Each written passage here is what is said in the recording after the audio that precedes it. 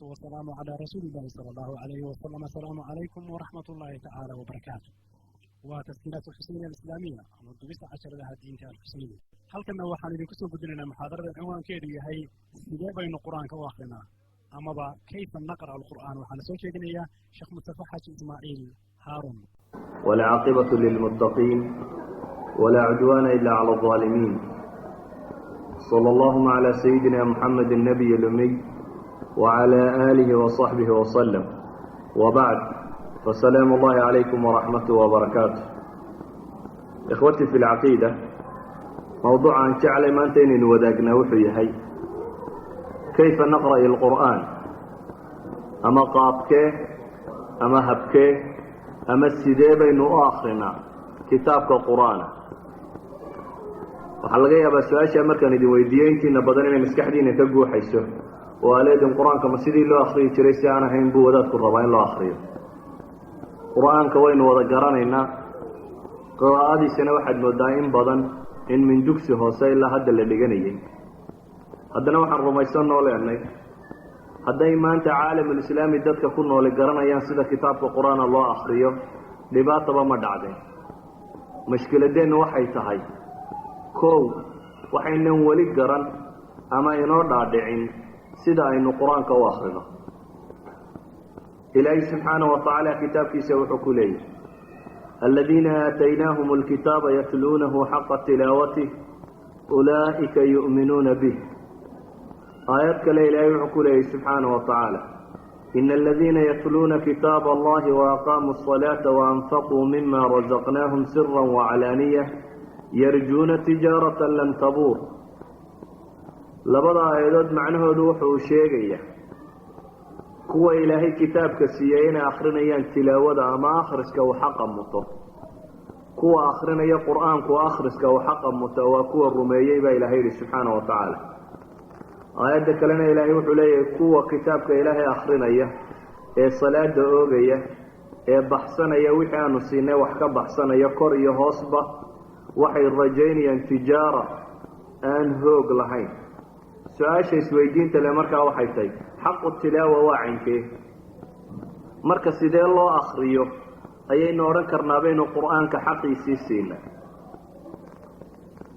waxaan leeyahay wax kastoo la akrinayo wax ka horeeya baa jira. qof kastoo damacsan inuu wax akriyaa 3 su-aalood buu isweydiiyaa inta aanu wax akrinin. wuxuu isweydiiyaa ama habboon inaynu isweydiinno waxaanaynu akhrinaynaa waa hadalkii ayo. waxaa kaloo habboon inaynu isweydiinno yaa lala hadlayaa. waxaa kaloo habboon inaynu isweydiinno muxuu ka hadlayaa. jawaabta aan ka bixinno 3daas su-aalood waxay keensanaysaa inaynu si fiican u fahamno waxaynu akrinayno. waxaynu leenahay ugu horeyn waxaanaynu akhrinaynaa amase qur-aanku waa kalaamullah, waa ilaahay subxaana wa tacaala kalaamkiisii. kalaamullah markaan idhaahdo sida ahli lfalsafa ay u sharxaan maaha, laakiin waa eray ama waa sifa macno aada u ballaadhan sida. markaan idhaahno qur-aanku waa kalaamullah, kalaam oo loo idaafeeyey lafdu ljalaala allah, macnaa laga fahmaya. waxaynu leenahay haddii wax waliba waxa loo idaafeeyey horta ku xoogooba ama ku macrifooba. waxaad isweydiisaa haddii warqad aada hesho maalan, warqadda hadba ciddaad ka hesha buu ku xidhan yahay qiimaynta aada siinaysa. maalan waddankan aad degantiin, ra-iisul wasaarihiisu hadduu warqad kuu soo diro sidee baad u akhriyi lahayd warqadatan? maxaa warqadan ka gedinaya warqadda maalan saaxiibadaa kuu soo dirto? faraqa udhaxeeya wuxuu yahay waxa aada filaysaa qofka warqadan soo diray inuu ka gedisayo qofka warqadda kale soo diray. haddii uu yahay qof dawlad haysta ama madaxweyne ummadeed, ka warqadiisa sida tan loo buunbuuninayo maxaad u malaynaysaa marka lagu idhaahdo hadalkanina waa kii ilaahay, waa kalaamkii khaaliq ilkown allah alwaaxid alaxad alfardi samad. marka lagu idhaahdo waa hadalkii alle subxaana wa tacaala, allihii kownkan iyo noloshan oo dhan iyo adigaba ku abuuray. warqadda miyaad akhriyi lahayd lagu yidhi madaxweynaha kuu soo diray adigoo sii luloonaya saa nooballada loo akhriya markaad seexanaysa miyaad sii akhriyi lahayd maya adoo soo wada jeedo wada dhegiyo indhaabaad akhriyi lahayd oo isla talow muxuu kuu sheegayaa ra-iisul wasaaruhu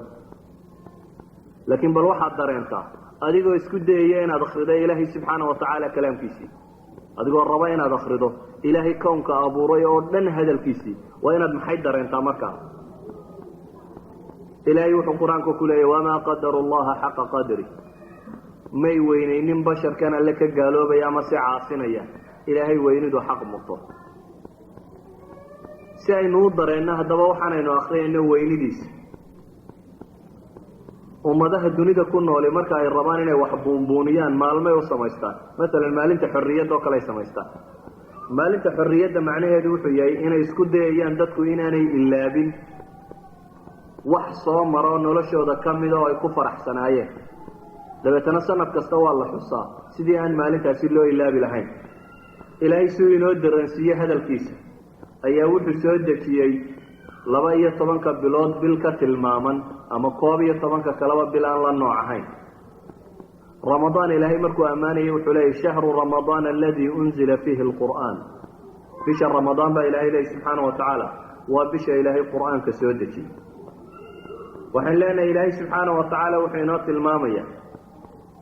inaa anzalnaahu fii laylati alqadr wamaa adraaka maa laylatu alqadr laylatu lqadri khayrun min 1000 shahr haddii sanadku maalmihiisa iyo habeenkiisa la ysku wada daro ilaahay wuxuu leeyahay habeenka ugu khayrka badan labaan soo dejiyey kitaabka qur-aanka waxaan soo dejiyey baa alla leeyahay subxaana wa tacaala habeenka la yidhaahdo habeenka laylatulqadriga si weynidiisa u dareentaan habeenka laylatulqadrigu muxuu yahay qur-aanka wuxuu ka warramaya inuu yahay habeen ka khayr badan 1000 shahr amase 1000 bilood amase 83 sano in ka badan ayuu habeenkani ka khayr badan yahay habeenkani markaa khayr badnidiisan iyo weynidiisan waxyaabuu ku helay waxaa ka mida baynu leenahay waa habeenkii qur-aanka ilaahay soo dejiyey qur-aanka ilaahay wuxuu soo dejiyey habeen ka gaara sanadka intiisa kale walidalik baa ilaahay wuxuu leeyahy inaa anzalnaahu fii laylatin mubaaraka inaa kunna mundiriin fiiha yufraqu kullu amrin xakiim waxaan soo dejiyey qur-aanka baa ilaahay leeyahay habeen barakaysan habeenkan barakaysani waa habeenkeen waa habeen aan dadka u digayaba alla leeyahy subxaana wa tacaala waa habeen baa ilaahay ku tilmaamaya inuu yahay habeenka la kala xukumo sanadka soo socda waxa dhici doono oo dhan amase malaa'igta loo soo dhiibo lawxal maxfuudka looga soo guuriyo sanadka soo socda dunida waxa ka dhici doono oo dhan waa laylat alqadr waxaan leenahay marka ilaahay wuxuu rabaa subxaana wa tacaala inuu ina dareensiiyo qur-aanka weynidiisa markaas buu wuxuu ina leeyahy waxaan soo dejiyey bil gaara bisha waxaan ka soo dejiyey habeen gaara habeenku waa habeen sharafti gaara leh waa habeen cibaadadiisu 1000 bilood u dhiganto ama 83 sano ka badan tahay waa habeen baa ilaahay leeyahy subxaana wa tacaala barakaysan qur-aanka si aynu u dareenno markaa wuxuu sido ilaahay wuxuu u tilmaamaya rasuulka calayhi salaatu wasalaam kadalika arsalnaaka fii ummatin qad khalat min qabliha litatluwa calayhim aladii awxaynaa ilayk rusul baa kaa horaysay baa ilaahay leeyahy nebi maxamed calayhi salaatu wasalaam rusushaa kaa horaysay waxaa loo soo diray ummado adigana waxaa lagu soo diray dadka kan inaad maxay qabataa loo soo diray nebiga litatluwa calayhim aladii awxaynaa ilayk baa ilaahay leeyahy inaad ku akrido dadka kan waxaanuu soo waxyoonay aayaadkaasi fii suurati aracd ku jira aayadda 11 ilaahay markaa wuxuu leeyahy walow ana qur'aana suyirat bihi اljibaalu aw quطicat bihi اlardu aw kullima bihi اlmawta bal illaahi اlamru jamiica ilaahay isagoo raba inuu hadalkiisa ina dareensiiyo iyo kalaamkiisa markuu inoo sheegay wakhtigu soo dejiyey noocuyey ayaa alle wuxuu leeyahy subxaana wa tacaala qur-aanka kan haddii loogu talageli lahaa baa ilaahay leeyay in buuraha lagu socodsiiyo amase loogu talageli lahaa in dhulka lagu gooyo amase loogu talageli lahaa in dadka geeriyooday lagula hadlo maytida waa kari lahaa baa ilaahay leeyay subxaana wa tacaala laakiin waxaa loogu talagalay bini aadamka noole dhulka kor socda in adiga wax lagugu sheego hadalka kan ilaahay wuxuu leeyahay buuraha jari lahaa amase socodsiin lahaa ee dhulka goyn lahaa ee kuwa dhinta lagula hadli kari lahaa dadkiina nool baan ugu talagalay baa ilaahay leeyahay subxaanahu wa tacaala inay fahmaan.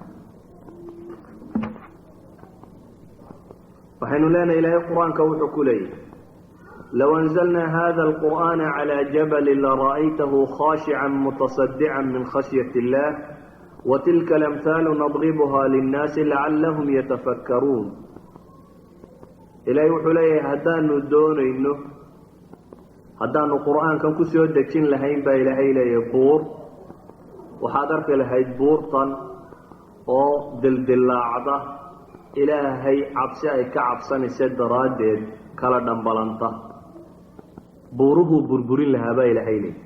markaad qur-aanka soo qaaday see rabtid inaad akhrido waa inaad ka fakertaa dareentaa inuu hadalkii ilaahay yahay, waa inaad garataa inuu yahay hadalka ilaahay leeyahay. haddaan buur ku dul dhufan lahaa ama se ku soo dul dejin lahaa wuu dildillaacaysaa buurtaas, ilaahay cabsi ay ka qabto. adigu markaa maxaad dareemaysaa markaad rabto inaad akhrido qur-aankii nooca kaas ahaa? waxaan leenahay ilahay wuxuu leeyahy watilka alamhaalu nadribuha linnaasi lacallahum yatafakkaruun. ugu horeyn waxaan leenahay saddexda su-aalood haddii loo baahaya inaynu ka jawaabno yaa hadlaya ama waa hadalkii aya markaynu nidhaahno waxaan leenahay waa hadalkii ilaahay subxaanahu wa tacaala. haaniyan waxaynu leenahay yaa lala hadlaya. dadka in badani markay qur-aanka akrinayaan waxay u haystaan in laga warramayo abujahal, abubakar, cumar,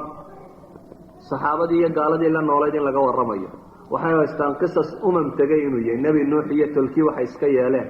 waxay u haystaan in laga warramayo ummadihii tegey,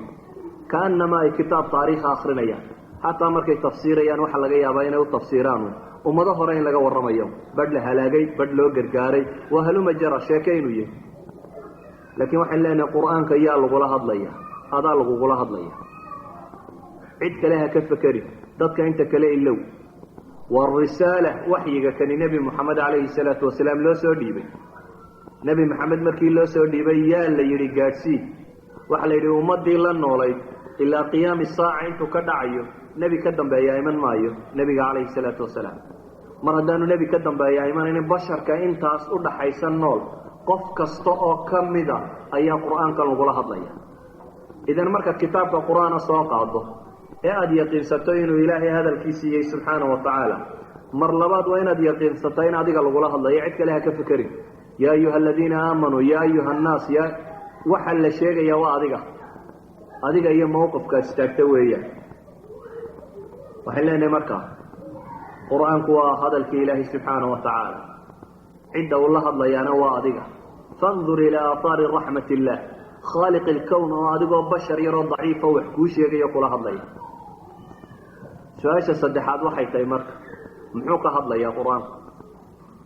garanay inuu hadalkii ilaahayay subxaana wa tacaala, garanay in aniga laygula hadlayo ama qof kastoo gaarkiisa in loola hadlayo. muxuu ka hadlayaa qur-aanku markaa? muxuu ina faraya? muxuu sheegaya? waxaan leenahay wuxuu ka hadlayaa wixii danteenna adduunyo iyo teenna aakhiraba ah. maxaad dareemi lahayd maanta haddaad tidhaahda dhaqaalo samee oo aada shirkad dhaqaale samaysato? waxaa laga yaabaa shirkadaada intaad u yeesho intaasoo qof oo consultantisa, intaasoo qof oo la taliyaala, oo aad leedahay waa khubaraa iqtisaadiyiin, si aanay shirkadda u khasaarin ayaan kala tashanaya. bal ka waran iyadoo ilaahay ku leeyahay anigaa tala bixinta ku siinaya adiga. noloshaada tan waxaad ku maamuli lahayd, sidaad u noolaan lahayd, aakhiriya adduun waxaad yeeli lahayd, waxay dantaadu ku jirto, kulluhaa iyadoo alle ku leeyahay subxaana wa tacaala anigaa kaaga tala bixiye. waxaan leenahay ilaahay baa hadlaya, adigaanu kula hadlaya, dantaa baanu ka hadlaya, dantaa oo aakhiro iyo adduunba ku saabsan. ilaahay baa hadlaya wuxuu leeyay yaa ayuha aladiina aamanuu hal adullukum calaa tijaaratin tunjiikum min cadaabin aliim tu'minuuna biاllahi warasuulih watujaahiduuna fii sabiili illahi biamwaalikum waanfusikum.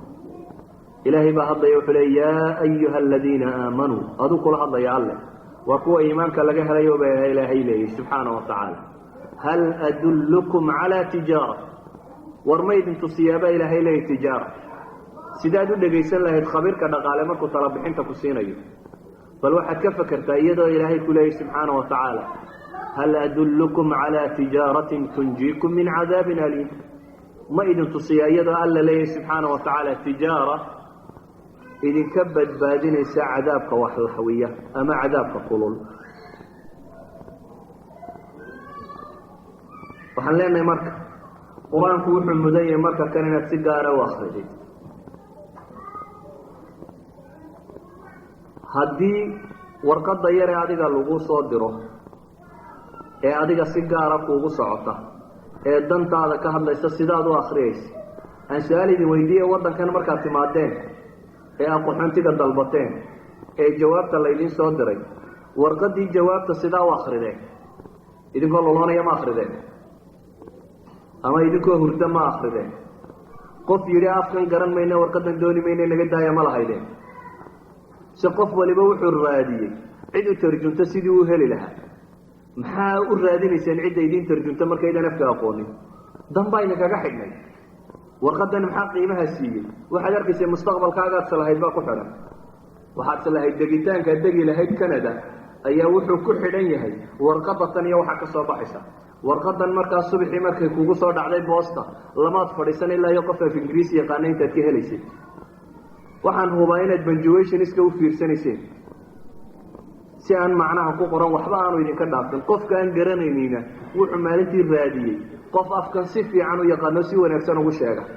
waxaa laga yaabaa kii hore waxoogaa kaaga gabadhgabadhsiiye inaad kalsooni badan ku qabin, aad lahayd mid runta ka sheega aad raadiso. qiimaha intan leeg maxaa siiyey warqadda? waxaa siiyey shucuurka, dareenka. adaa waxaad dareemaysa inay warqadani tahay mid dan badani kaaga jirto. qof yidhi af ingiriisiga ma naqaano malihi, laakiin marka kitaabka ilaahay lasoo qabto waxaa laga yaabaa in badan inay yidhaha af carabiga aanan aqoonin, waa nugu dhib inaanu fahamna. dhib maaha. waxa dani kaaga jirta cid looma waayo sharaxda, cid ku fahamsiisa lama waayo. waxaan leenahay markaynu qur-aanka akhriyayno markaa caqligeenna waa inuu ka buuxaa saddexdaasi su-aalood waa inaynu ka jawaabnaa ugu horreyn, oo ah waa hadalkii ayo? waa hadalkii ilaahay subxaana wa tacaala. yaa lala hadlaya? adiga alle subxaana wa tacaala kula hadlaya. maxaa ilaahay ka hadlaya? maslaxatuka fi dunya walaakhira. adiga dantaabaa ilaahay ka hadlaya aakhira iyo adduunba. waxaa jirta dunidan maanta horu martay ee technologyga sheeganaysa waa magaalooyinku way ballaadheen. markay ballaadhaanna waxaa la iibsadaa airportka markaad ka soo degtaad buug yar ka iibsanaysaa informationka magaalada iyo maapkeeda iyo drowinadeeda iyo wuxuu ku yaallay. waxaad helaysaa markaa buugga yare drowinka aad iibsatay waxa uu sheegayaa matalan magaalada Toronto iyo baaxadeedu intay leegtay, inta dad ku nool, waxa streets ku yaalo dhan baad sawirkiisa ka helaysaa. waxaad ka helaysaa yacni street kasta iyo meesha loo maro. waxaad ka helaysaa street kasta iyo gaadiidada mara, hadduu trainiyey, hadduu basiyey, hadduu private taxiyey, wax kasta oo mari kara wadooyinkaasi. qofka marka aad cid u baahantay meel degan magaalada ah ee aad soo daadegtay airportka timaadi, uma baahnid cid ku garhwadeenta ama ku kaxaysa. waxaad u baahantay inaad buugga yar iibsato, dabeetana aad xadido magaalada halkaad ka tegaysa halkay ahayd, magacii iyo adresskii aad sidatay unbaad isla eegaysaa iyo street lineka ku yaallay. si fudud baad gaadhigaaga intaad usoo kaxaysato ama wixii aad kiraysatay intaad usoo kaxaysato u iman karaysa. waxay yidhahdeen buugga kani waa daliilu rixla bay dhahdaa, waa tusiyihii jidka. kitaabka qur-aani waxayn leenahay waa daliilu rixlata. qofka bini aadamkaa ilaahay wuxuu ugu talagalay inuu u noqdo noloshiisa oo dhan wixii tusinayay. jannadii baad ka soo baxday, aadam calayhi salaam baa laga soo saaray jannadii iyo xawa iyo carruurtoodii. reer nebi aadam waxaa loo ballan qaaday kooda wanaagsanaada inuu jannada dib ugu noqonayo. jidka jannada loo maro, tabeelayaashiisa iyo wadooyinku halkay muncadaf ku leeyihin, halkay isku korosgarayaan iyo waxa sheegaya o dham waa kitaabkan qur-aanka. kitaabkan qur-aankii markaa wuxuu sheegaya waa daliilu rixla. noloshaadu rixladaad gelayso oo dhan buu sharxaya. maxaad u malaynaysaa qof hadduu yidhaahdo anigu magaalada Toronto uma baahni cidii tusisee buugaagtan iyo maababkan iyo waxaan dadkaa lagu xiijinayaa, anigu waan iska lugaynaya. guriga caashe aan raadinayana albaab walba waa lagu hor qoraaye, caashe maxamed intaan ka helay anigu waan soconaya un hadduu qofku yidhaahdo. kolba uu guri sortaago o yidhahdo kani maaha kii caasha, khalaas idhaafi. haddii la yidhaha war waxaan isticmaal yidhaha caqligayga iyo maankaygaan qaba, indhahaygana waan qaba, cagahayga waan qaba, waan caafimaad qaba, waan soconaya. anaa soo eegaya Toronto albaab walba ishortaagaya, anaa ka soo helaya qofkii aan doonaya khallini. waxaa odhan lahaydeen wuu waalayi ama se waxbaa u dhiman.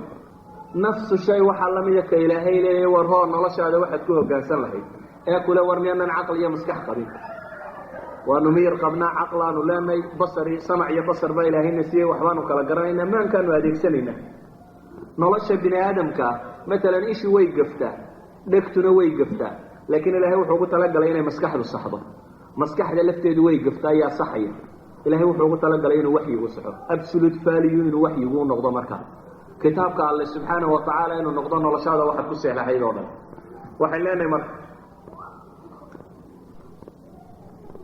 inta aada nooshay meeshaad mari lahayd, halkaad ka bixi lahayd, camalkaad samayn lahayd, waxaad alle ugu dhowaan lahayd, waxaad kaga fogaan lahayd,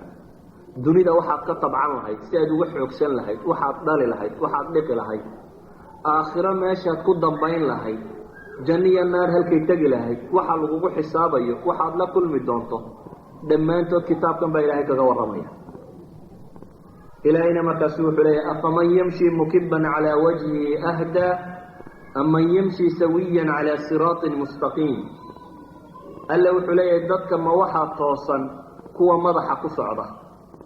wejiga ka loo tuuree wejiga ku socda makaasaa quman, mise waxa quman baa ilaahay leeyahay ka cagihiisa ku socda ee ariiqa barhtankiisa haya. labadan qofkeebaa toosan? ficlan waynu garaynaa labadaa ka toosan. waxaynu leenahay marka ka ilaahay kitaabkiisa raacay waa ka cagihiisa ku socda ee toosan. kan lemaankaygaan isticmaaliya maskaxdaa igu filanna waa ka kan madaxa ku socda ee meeluu socda aan garanaynin. ilaahay wuxuu qur-aanka ku leeyahy kitaabun anzalnaahu ilayka litukhrija annaas min aulumaati ila annuuri biidni rabbihim ila siraati alcasiizi alxamiid. qur-aanka baa ilaahay leeyahy waa kitaab aanu soo dejinnay oo nebi moxamed calayhi salaatu wasalaam ku soo dejinnay. maxaa loo soo dejiyey? litukhrija annaasa min aulumaati ila annuur baa ilaahay leeyahy, in dadka lagaga kaxeeyo mugdiga oo loogu kaxeeyo xaggee? ifka loogu kaxeeyo. ilahi wuxuu leeyahy waanzalnaa calayka alqur'aana tibyaana likulli shay. qur-aan baan soo dejiyey baa ilaahay leeyahy noloshiina oo dhan aan ku cadcadeeyey, wax haba yaraatee ka maqane aanay jirin. wanunazilu min alqur'aani maa huwa shifaaءun waraxmat lilmu'miniin. qur-aanka waxaan soo dejiyey baa ilaahay leeyahy mid u ah caafimaad iyo naxariis. caafimaad muxuu ka yahay? ma xanuunada jirka ku dhaco keliya? maya, xanuunada bulshada ku dhaco o dhan buu caafimaad ka yahy. bulshadu way bukootaa. soomaali maxaa haya? bulshadii soomaaliyeed bukaan baa haya noocyo badan. bukaanada ummadaha ku dhaco o dhan waxaa lagaga caafimaadaa kitaabka alle baa alla leeyahy subxaana wa tacaala. ilaahay wuxuu leeyay ina hada alqur'aana yahdi lilatii hiya aqwam wayubashir almu'miniina aladiina yacmaluuna asalixaat ana lahum ajran kabiira. qur-aankani wuxuu idinku hanuuninayaa baa ilaahay leeyahy lilatii hiya aqwam, te toosnaan badan. arrin kasta sida saxa ah ayaa qur-aankani sheegaya. waxaynu leenahay marka, waxaan jeclay meel kulul baa fadhidaan inaan hadalka idiin soo koobo. waxaan leenahay kitaabka qur-aankii wuxuu yahay manual book of humanity buu yahay. sanco kasta oo la sameeya cidda samaysay buug bay soo raacaysaa. socinka maaha kamaraday hortaalla imika ciddii samaysay buug bay soo raacisay sheegaya kamaradan iyo saa loo isticmaalo. gawaadhidaa wada wadateen buug baa la soo raaciyey sheegaya sida loo wato, saliidaha saa loogu shubayo saa looga bedelo, sbeer bad namberadiisa iyo bir kastoo aada u baahato sbeer bad namber yar intaad eegto ayuunbaa toos u dalbanaysaa uu ku imanaya. cid kastoo saanic oo wax samaysaa markaa iyadaa ugu khibrad badan waxay samayso. cid waliba yacni kamaradan kii sameeya ugu aqoon badan. cid waliba waxay samayso iyadaa u aqoon badan, iyadaana soo raacisa. cid waxay samaysay cid kale wakiil looga dhigo miyaa aragteen? miyaa aragteen matalan cid odhanaysa mercedes benz miyuu odhanaya soomaalida idinku soo raaciya mercedesku siduu u shaqeeyiyo waa kan? maya, shirkaddii lahayd baa soo raacinaysa. waayo iyagaa ugu aqoon badan. su-aasha isweydiinta le markaa waxay tahay adiga yaa ku abuuray, yaa ku sameeyey? allah subxaana wa tacaala ku sameeyey. sida laguu wadayo, laguu hogaaminayo, laguu dhaqayana allah ku soo raaciyey. kitaabka qur-aani waa manual bookii bini aadamka markaa lagu wadi lahaa. ilaahay baa basharka abuuray. markuu abuurayna rususha wuxuu ugu soo dhiibayey sidii basharka kan loo wadi lahaa. noloshooda oo dhan wixii lagu hogaamin lahaa ayaa ilaahay subxaana wa tacaala soo raaciyey. ilaahay baa wuxuu leeyahy yuriidu allahu bikum اlyusra walaa yuriidu bikum اlcusr. ilaahay nolosha inuu idin fudaydiyaa buu doonay, dhibaatanayda lama rabo. yuriidu allahu an yukhafifa cankum wakhuliqa alinsaanu daciifa. ilaahay baa wuxuu leeyahy wamaa arsalnaaka ilaa raxmata lilcaalamiin. waxaynu leenahay ilaahay baa uga aqoon badan cid ina hagta, isagaana ina soo raaciyo kitaabkiina hagi lahaa. walaqad ji'naahum bikitaabin fasalnaahu calaa cilm hudan waraxma liqowmin yuuminuun. ilahay wuxuu leeyahy kitaab baanu dadkan u keennay, kitaabkoo fasalnaahu calaa cilm, maaha kitaab jahli ka warramaya, waa kitaab alle tafsiiliyey oo kala bixiyey. laakiin waxaa lagu tafsiiliyey maxay? calaa cilmin baa alla leeyahy subxaana wa tacaala. markaasaa ilaahay wuxuu leeyahy subxaana wa tacaala waa hanuun iyo naxariis buu u yihi kuwa ilaahay rumeeyey subxaana wa tacaala. mashaakilka ayna haystaan laakiin wuxuu yahay kitaabka qur-aanka inaan caynkan u haysan. waxaa laga yaabaa aayat alaaq aw aayat ziwaaj in lagu dhaqmo, aayat alxukmi aw aayat alcadaalana inaan lagu dhaqmin, kaanamaa badhna alla soo dejiyey badhna cid kale soo dejisay. waxaan leenahay ilaahay baa wuxuuna leeyahy alaa yaclamu man khalaqa wahuwa alatiifu alkhabiir. miyaanu alle ogeyn subxaana wa tacaala cidduu abuuray iyo waxa u suubama, wahuwa alatiifu alkhabiir, isagoo aka khibrad badan. waxaa laga yaabaa maanta muslimiintu inay daba socdaan dad iyaba noloshoodii fahmi waaye, kuwane maskaxda iyadaanu adeegsanayna ee aynu leenahay torontay ku lumeen, kuwaasibay daba socdaan dad badan oo maanta muslimiin. waxaana aada u xasuustaan weli maskaxdayda ka bixin 1979 ayaa jaamacadda maraykanka ugu weynay Harvard University la yidhaahdo ayaa waxay qabatay mu'tamar ama shirka waxaa la isugu yeedhayaa culamadii ugu khabiirsanayd meesha. culamadoo dhan marka la isugu yeedhay mu'tamarkaasi loo qabtay, waxaa la weydiiyey ninkii diinka ahaa amase jaamacadda haystay 2 su-aalood buu usoo bandhigay. wuxuu leeyahy waxaan jeclay inuu ka jawaabo culamada maraykan 2 su-aalood ee ah maa macna alxayaati fi amriika wamaa hadafu atacliimi fi amriika. waxaan rabaa buu yidhi in laga jawaabo su-aasha odhanaysa muxuu yahay nolosha macnaheedu maraykanka gudihiisa maxay ku tahy, hadafka aynu tacliinta ka leenahay se muxuu yahay. ninkan maxaa ku kalifay inuu 2 su-aalood weydiiyo ummadda maraykan iyo culamadeeda. wuxuu leeyahy waxaan arkay risaala dictora lagu qaatay, shahaada jaamiciya doctorate ah oo risaalo lagaga qaatay baan arkay buu leeyay, oo ay Harvard University bixisay, oo lacagtii maraykan iyo caqligii maraykan iyo awooddii maraykan lagu isticmaalay, oo waxa gundhigeedu yahayna uu yahay cadad alxamiir fi lcaalam ayay risaalada ku saabsan, tirada dameeraha dunida. ummadda buu leeyahay xoog iyo xool iyo caqli waxay lahayd ku bixinaysaa inay dameeraha caalamka tirisaa, maxay u nooshay buu leeyahy. yacni maraykan ma wuxuu u nooliyey inuu dameero tiriyo. waxaad arki kartaa caqligu markuu hanuun waayo xaq u qabto, dameer tiradii ayaa ummadda dhami xoog iyo xool iyo lacag ku bixisa. waxaynu leenahay marka haddii aynu leenahay kitaabka qur-aanka ah, haddii aan leeyahay kayfa naqra, su-aashaydu waxay ahayd sidee baynu u akrinaa qur-aanka. weli umaan tegin su-aasha jawaabteedii, laakiin muqadama ahaan baa waxaynu isu weydiinay 3 su-aalood oo aynu nidhi waxa la akrinayo dareen gaara bay siiyaan, oo ah cidduu ka yimid ama hadalka cidda leh, cidda uu ku socdo iyo waxa uu ka hadlaya. warqadda ilmo yaroo caruuri kuu soo diray si gaaraad u akrinaysa, warqadda qof weyn oo aada mudakari kuu soo diray si gaaraad u akrinaysa, warqadda cid wax haysataa ay soo dirtay,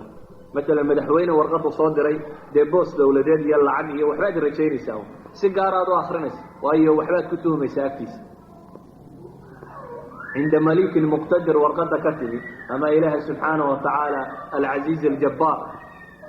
si gaaraad yana dareemaysa. waxaan leenahay haddii aynu yaqiinsano kitaabka qur-aan qof walba inaga midiba markuu akrinayo inuu 3 su-aalood isweydiiyo, haddaynu garanay inuu ilaahay hadalkiisii yihi, aynu garanay in inaga laynala hadlayo, qof walba gaarkiisa in loola hadlayo, aynu garanay waxa laga hadlayaa inuu yahay danteen. su-aasha haddaba waxay tahay sidee baynu u akrinaa? ma inagoo luloonayna aynu akrinaa? ma inagoo aan isku dayin inaynu fahmno baynu akrinaa? sidee baynu u akriyayna? mashaakilka ummadeenna haystaa waxaan leenahay kitaabkan qur-aana baanay dadka badh akhriyin waa kow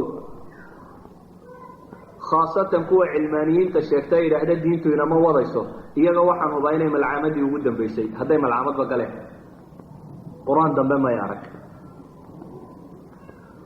dadka midhadh akhriyaana waanay fahmin ee way iskaga wardiyaan una wardi ahaan bay u akhristaan mashkiladda markaa caalamulislaami haysataa waxay tahay bay leenahay ama kitaabkan qur-aan aanay akrinin ama sidii loo akrinayay baanay garanaynin haddii inagu aynu rabno inaynu islaamka nolosha kusoo celino marka sidee baynu u akrinaa kitaabka qur-aanka waxaynu u akrinaynaa naqra'uhu kay nafhama bihi si aynu u fahamno baynu u akrinaa ujeeddada koowaad ee musxafka markaad soo qaadid ama se markaad korka ka subcinaysid aada u akrinaysaa waa inay ahaataa adoo isku dayaya inaad fahamtid waxaan ku qoran waayo waa hadalkii ilaahay oo adiga lagula hadlayo oo dantaa ka hadlaya sida daraaddeed baa ilaahay wuxuu ina leeyahy waqur'aanan faraqnaahu litaqra'ahu cala annaasi calaa muktin wanazalnaahu tanziila qul aaminuu bihi aw laa tuuminuu ina aladiina uutuu lcilma min qablihi idaa yutla calayhim yakhiruuna liladqaani sujada ويقولون سبحان ربنا إن كان وعد ربنا لمفعولا ويخرون للأذقان يبكون ويزيدهم خشوعا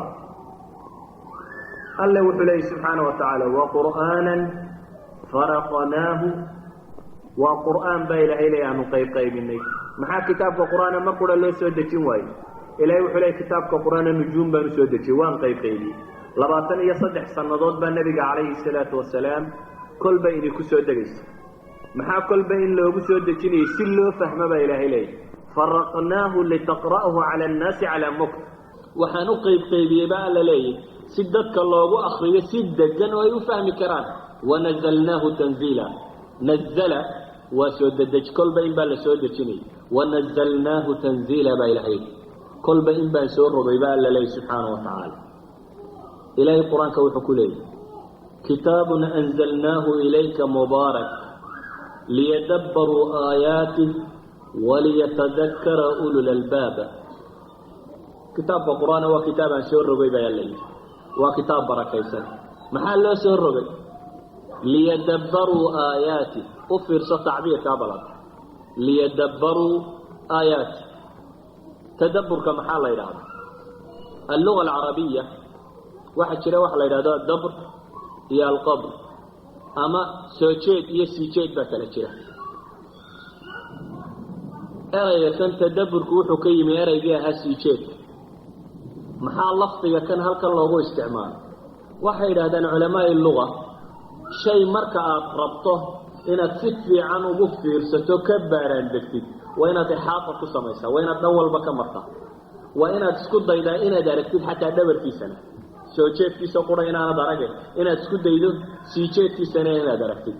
tadabburka macnihiisu markaa wuxuu yahay bay leeyihi istishfaaf inaad ku samayso xataa shayga sii jeedkiisii macnaha ka dambeeya markaa muxuu yihi waxay leeyihin waa inaanad kalaamka fahmine qasdi lmutakalim waa inaad fahamtaa maqsuudku uga dan lahaa cidda waxa kan ku hadlaysa waayo mushrikiinta carbeed famaa lihaulaai alqawmi laa yakaaduuna yafqahuuna qawla baa ilahay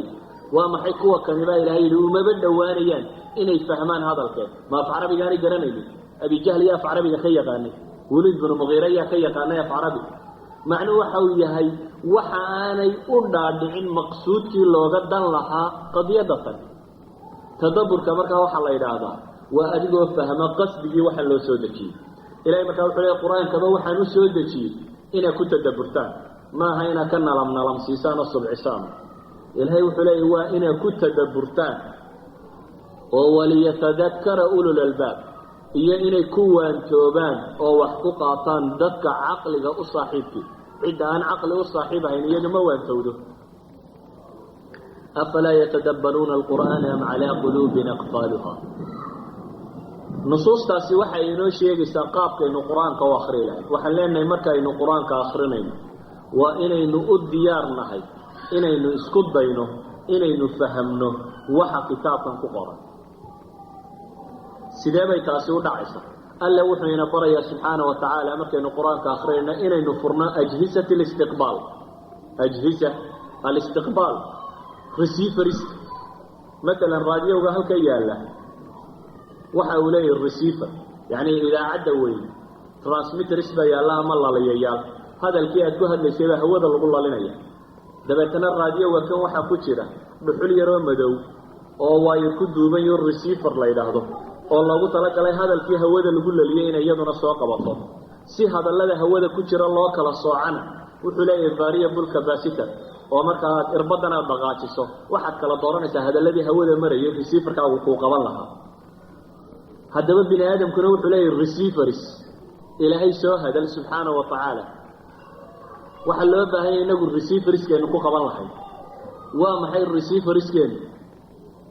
waxa weeyaan waa inaynu aamusno oo dhegta furro si aynu u fahamno waxa lagu hadlayo dhegta iyo afku marma wada shaqeeyaan haddaad imka adigu istiraahdo hadal waxba maqli maysid anigu imka markaan idinla hadlayo haddaa idinna soo hadashaan waxba kala maqli mayna dee idinna waa hadlaysaan anna waan hadlaya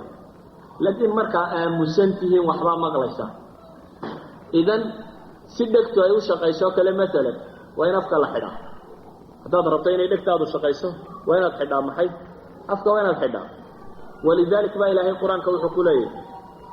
waidaa quri'a alqur'aanu fastamicuu lah waansituu lacallakum turxamuun baa ilaahay yidhi waidaa quri'a alqur'aan haddii qur'aanka la akriyo baa ilaahay yidhi fastamicuu lah dhegaysta oo waansituu aamusa macnaheedu waa maxay waa dhegtu ha ku furanta weeyaan idan waxaan leenahay qur-aanka waa inaynu isku daynaa haddii la akrinayana inaynu dhegaysano oo aamusno haddaad adigu akhriyaysana inaad tadabburtid oo fakartid waxaan leenahay aamuska kani waa falsafaday garteen qurayshi oo ahayd nabiga calayhi salaatu wasalaam si ay ula dagaalamaan waxay yidhaahdeen qur-aanka si aan looga fahmin oo looga dhegaysanin oo cidi u qaadanin marka la arko isagoo nebi moxamed calayhi salaatu wasalaam qur-aan akrinaya hala buuqa un bay yidhaahdeen go-aan waxay ku qaateen maxay in la qayliyo ilaahay baa ka warramaya go-aankoodii alle wuxuu leeyahay laa tasmacuu lihada alqur'aani walgaw fiihi lacallakum taglibuun waxay iskula dardaarmeen ba alla leeyahay laa tasmacuu lihada alqur'aan waxay dhaha war qur-aanka kan ha dhegaysanina dhagaa ka xidha oo maxay sameeya walgaw fiihi bay dhahaan qayliyo buuqa marka aragtaan qof qur-aan akrinaya marka idina ka dhinac qaylisaan waa la isfahmi waayuuna waa la iska kala tegi lacallakum taglibuun bay leeyihin waxaa la arkaa inaad ka xoog badataan markaasi waxaan leenahay qur-aanka kan ha la isku dayo in la fahmo danta loo akrinayaana ha noqoto si loo fahmo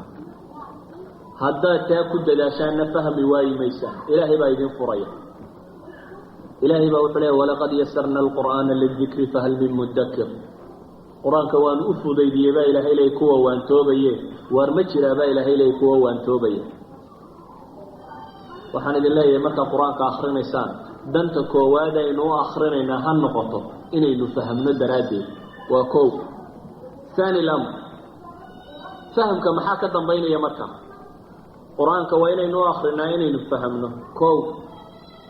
danta inagu kalifaysa inaynu fahamnaana waa inaynu tatbiiqino inaynu ku dhaqanno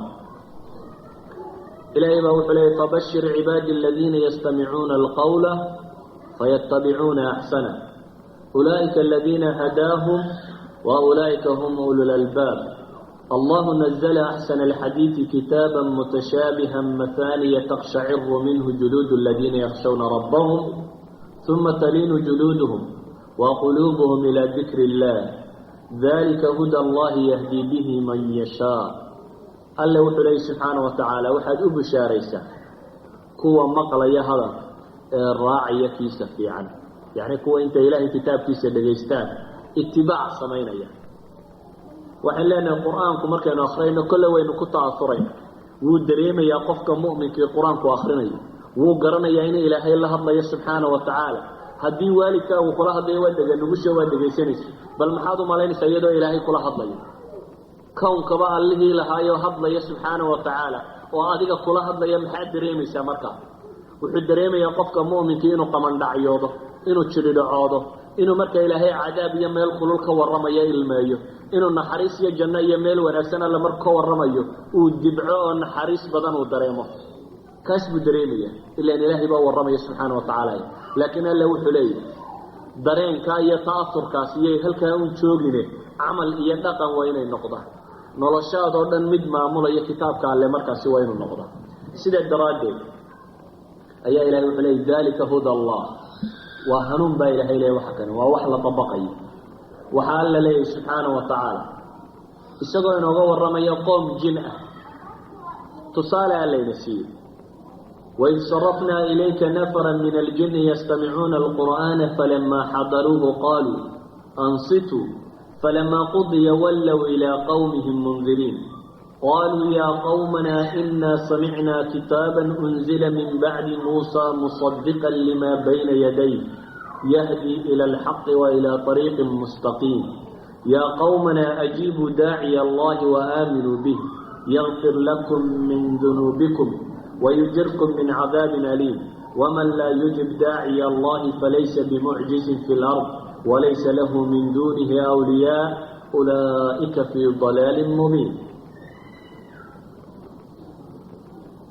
آيات كان أحقاق الضمبية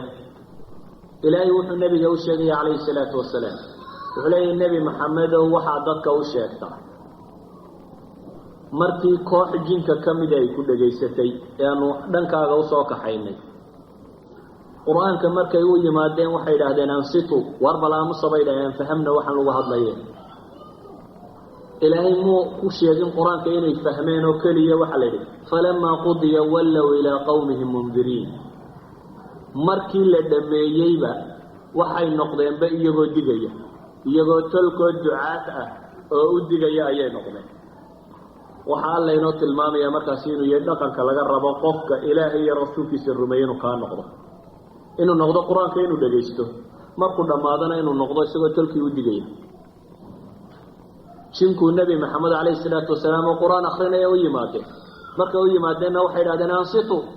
wana musabaydaade falama qudi markuu nabigu dhameeyay alayhi salaatu wasalaamna ilaahay wuxuu leeyahay wallow ilaa qawmihim mundiriin waxay qabteen talkood iyagoo u digaya waxaan leenahay qofka mu'minka waxa looga baahay quraanka markuu fahmaba inuu noloshiisa ku dabaqo ولذلك ayaa waxaynu dareemayna ta'asurka khaashica ay saxaabada iyo nabigu lahaayeen inuu camal la isu bedelayo way ilmeynayeen quraanka markay maqlaan laakiin hadhow markay guriga tagaan waxay doonaan may sameynayeen waa ku xadiidkii saxiixeynka ku yaalay ibnu mascuud ilaahay raalli ka ahaadee baa wuxuu leeyahay nabiga yimi calayhi salaatu wasalaam markaasuu wuxuu igu yidhi iqra calaya alqur'aan qur'aan igu akhri buu ku yidhi nebigu ibnu mascuud wuxuu yidhi ilaahay rasuulkiisiiyow ma adigoo qur-aanku adigaba kugu soo degay ayaan haddana adiga kugu akhriya wuxuu nebigu ku yidhi calayhi salaatu wasalaam waxaan jeclay inaan kayrkii ka maqlay igu akhri markaasuu ku akhriyay suuratu nisaa markuu soo gaadhay cabdillaahi ibnu mascuud fakayfa idaa ji'naa min kulli ummatin bishahiid waji'naa bika calaa haaulaa'i shahiida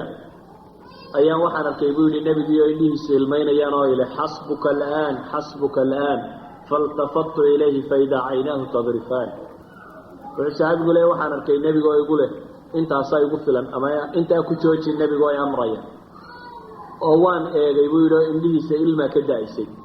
laakiin ma intuu marka la akrinayo un ilmeeyo hadhow suuqa geli jiray nebigu maya caaisha waxay lahayd kaana khuluquhu lqur'aan markii la weydiinayey dhaqanka nebiga ka waran waxay tihi dee dhaqankiisu wuxuu ahaa qur-aankaba qur-aan soconayu nebi moxamed ah calayhi salaatu wasalaam ibnu mascuud waa kii lahaa 10 aayadood baanu dhegaysan jirno qur-aanka ka mid a maana soo noqon jirin bulo ilaa 10kaasi aanu soo xifidno oo ku camal fallo oo noloshayada ku dabaqno waxaa loo soo rogay qur-aankana weynay muslimiin laakiin muslimiinta maanta joogta qaybi ma akhrido qur-aanka qaybina way akhriyaane ma fahmaanba qaybina way fahamtaa laakiin dhaqankii ahlu kitaabkay la timaada ahlu kitaabka koox ka mida ilaahay wuxuu leeyahy fakhalafa min bacdihim khalfun warisu lkitaab ya'khuduuna carada hada ladna wayaquuluuna sayughfaru lana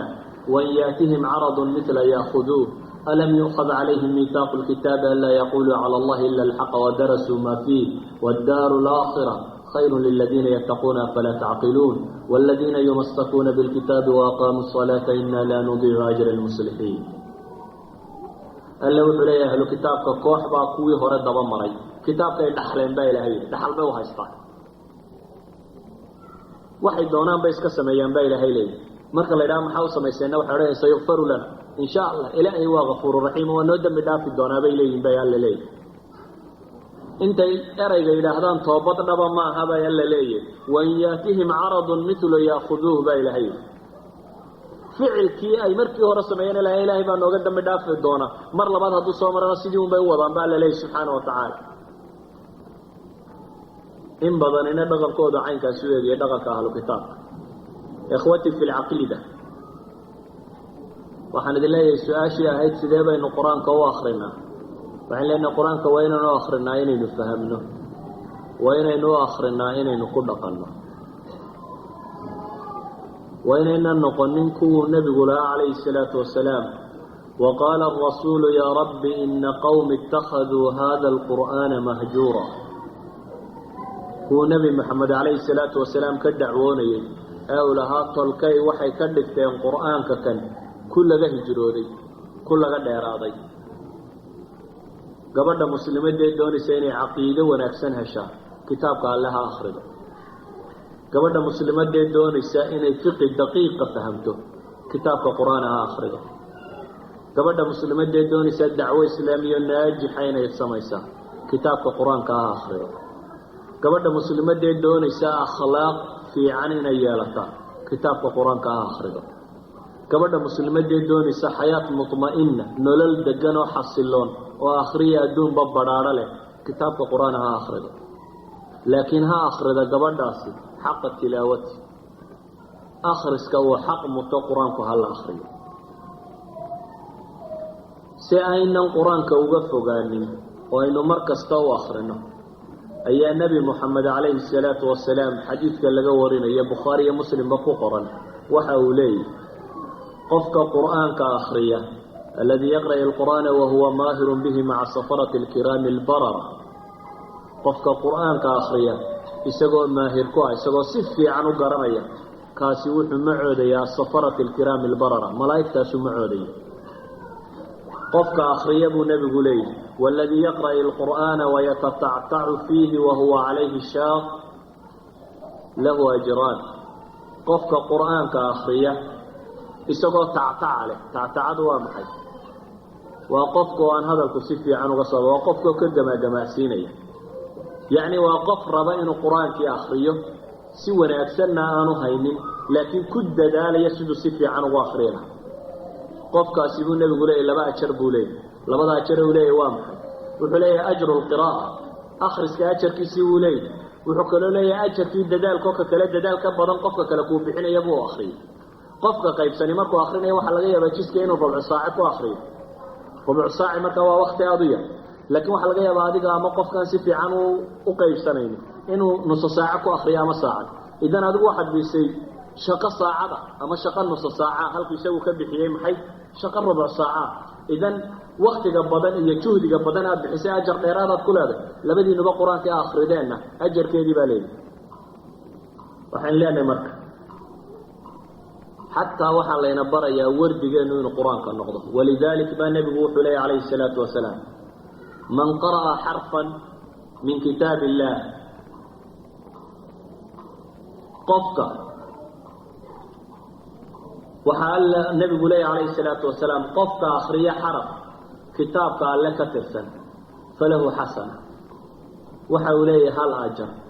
wاlxasanatu bicashri amhaaliha xasanaduna waxay leedahay 10 laab bal hadda u fiirso idinma odhanaya buu nebigu leeyahy calayhi الsalaatu wasalaam alif laam miim waa xaraf idinma odhanaya buu nebigu yidhi waxaan idin leeyahay alifkuna waa xaraf laamkuna waa xaraf miimkuna waa xaraf waxa kale acmaala camalkaa laysu tiriya awraadda kale wardigaa laysu tiriya qur-aankuse waa wardi ka gedisan wuxuu nebigu leeyahy calayhi الsalaatu wasalaam leetariska alfabetka lagu tirinaya alxamdu lilaahi rabbi اlcaalamiin markaad akrido waxaad leedahay alxamdu alif laam xa miim deel shan toban ku dhufso waa 50 baad alxamdu ku leedahay lilaahi maxaad leedahay 2 laam yaha waa 30 alxamdu lilaahi markaad tidhahdo intaanad rabbi اlcaalamiin gaadhin 80 ajaraa kuu qoran xaggee laga helaa waxaasoo kale marka ilaahay si aynan qur-aanka uga fogaanin ayaa markaa wuxuu ina baraya inuu qur-aanku ajarkiisu waxa kaloo dhan ka gedisaya marka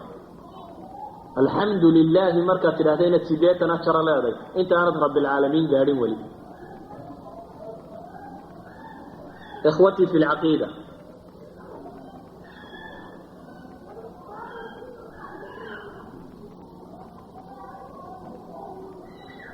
waxaynu leenahay abi muusa alashcari ilaahay raalli ha ka ahaadee saxaabigaasaa wuxuu yidhi xadiidka bukhaari iyo muslimba warinayaan mu'minka qur-aanka akhriya wuxuu la mid yahay geedka la yidhaahdo alutruja ma kala aqaan dhirta laakiin geedkan wuxuu nebigu ku sifaynaya inuu yahay geed udug fiican leh cunno fiicanna leh waa geed dhadhan fiican udug fiican laba sifo wada leeyahay marka waana la cunaa waana la udugsadaa ama la carabsadaa mu'minka aan qur-aanka akrinina buu nebigu yidhi waa timirtoo kale timirtu dhadhan fiican bay leedaho waa cunno laakiin ma aha shay lagu raaxay shay yacni la udugsado maaha maadaama aslul iimaan uu ku sugan yahay dee khayr baa ku sugan qofka laakiin qur-aankii uu akhriyi waaye wuu caraf beelay qofkaas ama waa udug waaye munaafiqa qur-aanka akhriya buu nebigu leeyahy waa rayxaanadoo kale waa geed udug fiican leh laakiin dhadhankiisu qadhaadhiya xataa munaafiqiiba wax taray qur-aankii la akrinayay munaafiqa aan qur-aanka akhrina waa xandaladoo kale baa nebigu yidhi udugna ma leh dhadhanna ma leh waxaan jeclay inaanan wakti badan idinka qaadin aan kelmaddana soo koobo haddii saxaabadii nebigu ay ahaan jireen kuwo habeenkii guryahooda marka lasoo maro sida shinnida guuxa looga maqlo meesheeda ayaa qur-aanka ay akrinayaan iyo salaatuleylkiiyo waxay samaynayaan looga maqli jiray guuxooda haddii nebigu uu leeyahy calayhi salaatu wasalaam khayrukum man tacallama alqur'aana wacallamah waxaa idinku khayr badan ka qur-aanka bartee dadka sii bara innaga agteenna siduu qur-aanku ku yimi waxaan leeyahay muslimiinta waxaa haysato qur-aankaanay akhriya aqoon waayo bilaahi calaykum aan su-aal idin weydiiye bal su-aashaa iga jawaaba markaa maqashaan ama noloshiinnii markaa aragtaan reer qur-aan akhrisanaya maxaad dareemi jirteen haddaad reer u timaaddo oo reerku qur-aan akhrinayo soo ma ahaan jir inuu reer balaaya ku habsatay ma islaantii baa dhimatay ma odaygii baa dhintay ma kuwo yarar baa ka hoogay waxbaa jabay agteenna qur-aan akhriskii wuxuu ka noqday calaamad masaa'ibta lagu garto halkuu noqon lahaa qur-aanku mid aynu akhrino nolosha ku hoggaansanno ayaa innaga agteenna maskaxdeennaba waxaa ku qafilan reer qur-aan akhrisanaya markaad u timaaddo maandha inkaarta reerka qabsatay maxay tahay ubaad leeda beledatan reerka ku degtay ee qur-aanka ku kaliftay inay akhriyaan yacni waa umma ka fogaatay inay qur-aankoodii akhrisato walidaalika ba haddaad aragtaba reer qur-aan akhrinaya waxaad garanaysaa in balaaya heshay calaama min calaamaati almasaa'ib bay qira'at alqur'aan agteenna ka tag tviyada khaliijka waa soo wada marteen ama idaacadaaba haddaad aragta idaacad qur-aan kala goyn weyday maxaad aragtaa ama t v ma wasiir baa dhintay ma madaxweyne baa dhintay waa meel lagu dhintay innaga qur-aankeennii markaa wuxuu tabeelle ka yahay xabaasha mid dhintuunbaa loo sii akrinaya noloshaba shaqo kuma leh waxaana aada u xasuustaa caalim ka mid a culamada muslimiinta adoctor yuusuf alqaradaawi gabaygiisa nuuniyada la yidhaahdo qayb ka mida uu tiriyey 1949 ayaa wuxuu lahaa hada alkitaabu gada fi sharqi waasafa shamsan tudii'u walakin bayna camyaani yuxaatu biطifli min ada warada وفيه حرز الورى من كل خسران يتلى على ميت في جوف مقبرة وليس يحكم في حي بديوان عالمك مسلم كو قبي ييبا وحليه كتاب كان يبوي لغير برقة يعني مسلمين تدحدوا دوحوا كل نغضي واسفة مد لغا تيران يودا مثل لغا مرغود وعد عيد بوي لداد ان الله صباح ذي العيد ان دورياش ما يحتطا قفك ان الله هبين كيما نفس الدواء سوق مد سغا وعد عيد بوي لداد ان الله صباح ذي caruurtay u xidhaan buu yidhi iyagoo xirsijow suga dhigaya oo le isha lagaga ilaalinayo balaayada ayaa caruurta qardhaasa looga dhiga ilaahayna wuxuu ugu talagalay noloshoo dhan in lagu ilaaliyo iyaguna caruurtay ku xidhxidhaan dadka dhintay buu leeyahay xabaalaha ku jiray ka daba akhriya kuwa nool la cidi kuma xukunto waxaan idin leeyahay ikhwatii fi lcaqiida barta ilaahay kitaabkiisa oo akhriya oo isku daya inaad fahamtaan wakti u waayi maysaan noloshiina 5 daqiiqo 10 daqiiqo 15 daqiiqo 24 saacadood haddaad siiso waxaan hubaa inaad si fiican qur-aanka u baran doonto maanta tafsiir baanan haysanna dayada laydinkama aqbali maayo culamadiiyo kabadhada ku qafilan baan arkay cumar faaruuq sheekh yuusuf aadan cajiladihii oo dhan oo inta culamadii la ururiyey kabadhada sida furniture-ka ka dhigana culamadana haddaba waan ogay koobo badan baa idin yaallo idan waxba ku falin guryaha cajiladaha islaamiga ana ha ka dhiganina sidii koobabka guryaha ku quruxsanina iyagana isku daya inaa maalintiini nolosha wuxuun qayb ka siisaan cashar islaamiya inaad ku qaadato adoo gurigaaga fadhiyaad qaadan kartaa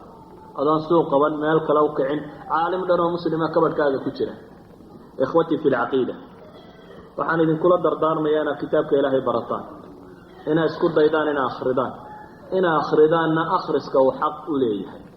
hadday muslimiinta maanta dunida ku noole kitaabka qur-aana akhriyi lahaayeen oo ay akhriyi lahaayeen akhriska uu xaq muto dhibaataba kuma dhacdeen ilaahayna wuxuu ina farayaa waratili lqur'aana tartiila faqra'uu maa tayasara min alqur'aan faidaa qara'naahu fattabic qur'aana waxaan idin leeyahay alla ka cabsada oo ilaahay kitaabkiisa u dadaala wallahu aclam wabillahi tawfiiq